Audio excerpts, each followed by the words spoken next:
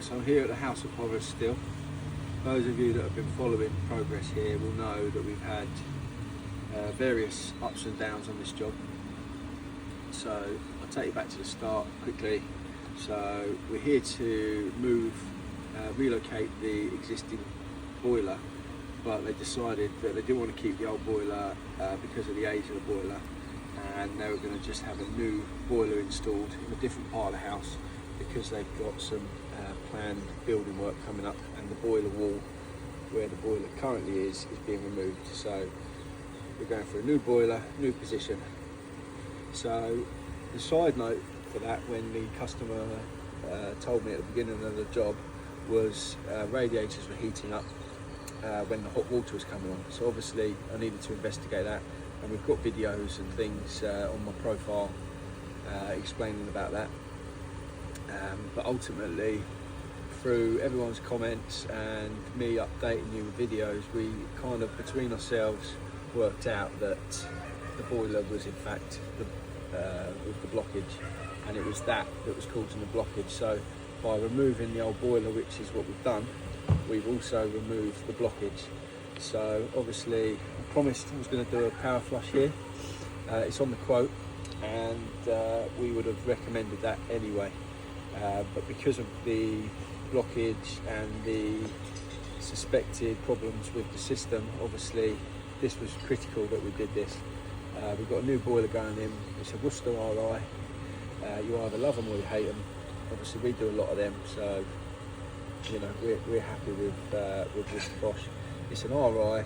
It's going in a new position. There's also a Worcester filter going in as well. Both will come with a 10-year warranty, as most of you will know. But obviously, if there's muck in this system, if there's any sludge or magnetite causing any blockages, the new boiler and filter is not going to like that. So basically today is spent with the Camco CF40 and the magnacleanse filters. So we've basically got to the stage where I've individually flushed all the radiators. I started with the upstairs rads and the hot water coil, and everything was circulating lovely through the rads once I've shut off the gate valve on the hot water return, because some previous plumber had put the 3-port valve hard up against the wall, so I couldn't remove the 3-port head.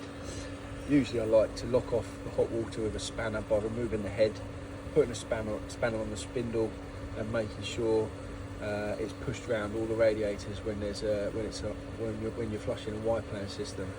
So fortunately there was this gate valve on the hot water return, so I was able to shut off once I'd flushed through the coil, I was able to shut off the hot water side, and we have given all the radiators a good flush now. So there was quite a lot of muck in the filter right at the beginning, and obviously by flushing all the rads individually, I'm expecting there to be quite a lot of muck in this system. We've been running it for several hours now with the FX2 cleaner, and we're going to see now what the end result is. So those of you that were watching the live video earlier would know we had fun and games right at the beginning of the live video, because as soon as I connected up the Powerflush machine and turned the machine on, I went upstairs to try and vent the manual air vent in the airing cupboard, and it was all caught on live video. The screw cap on the air vent, obviously the washer was wearing out, so to turn it off I had to get my grips on it, but in doing so I'd split the air vent totally, so there was water gushing out of there. Powerflush machine that was on, all caught on camera. Wasn't ideal, but immediately I came down here, had the dump hose attached, quickly dumped the water from the system, and fortunately I had a spare one of these on the van. Usually I don't carry a lot of these anyway, because I usually put AABs in, as some of you have recommended. But I'm at the stage now where I'm just going to check the filters, but we're flushing out all the water, all the dirty water. So we're dumping and filling with fresh water as we go, because although the filters have got all of the magnetite out of the system, the system water was still quite that chocolatey colour. So now I'm just getting all the dirty water out of the system, and it's only fresh water coming in now. So I'm going to turn the garden tap off, and I'm going to have a look at these filters.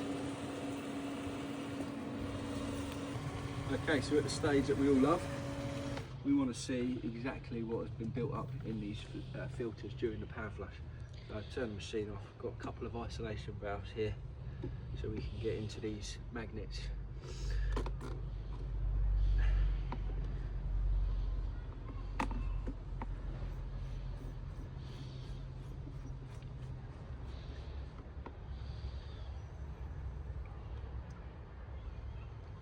So as you can see, you know, we've all seen worse than this.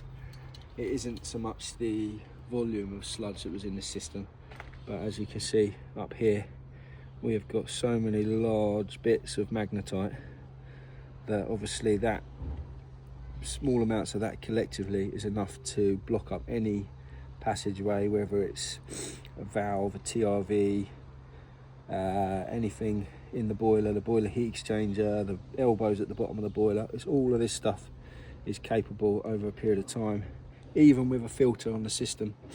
They had a magnacleanse on the system that was caked like this, so bear in mind it already had a filter on the system. That's quite a lot of sludge that we've managed to drag out. So I'm happy that 99% of the sludge has now gone out of the system, and we have got a new filter going in with the new boiler. So anything that hasn't been picked up by these filters, obviously the new filter will do that over a period of time. So I think we can sort of draw a line under this job and move on to the next one. So we all know why the black bag and the ultra grime wipes are out. Should be able to do this in one foul swoop.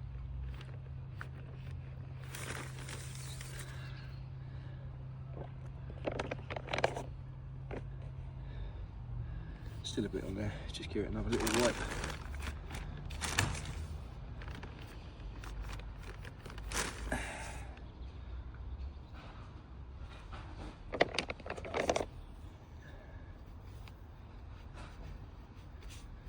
Still got one more to do.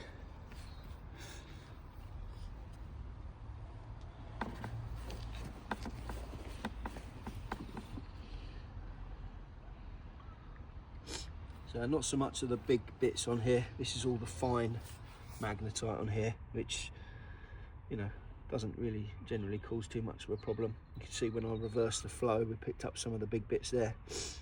But yeah, this is just the fine stuff, and it's less likely to cause blockages. But obviously it's good that we've got all that out as well. But the main concern was the larger bits on the first magnet.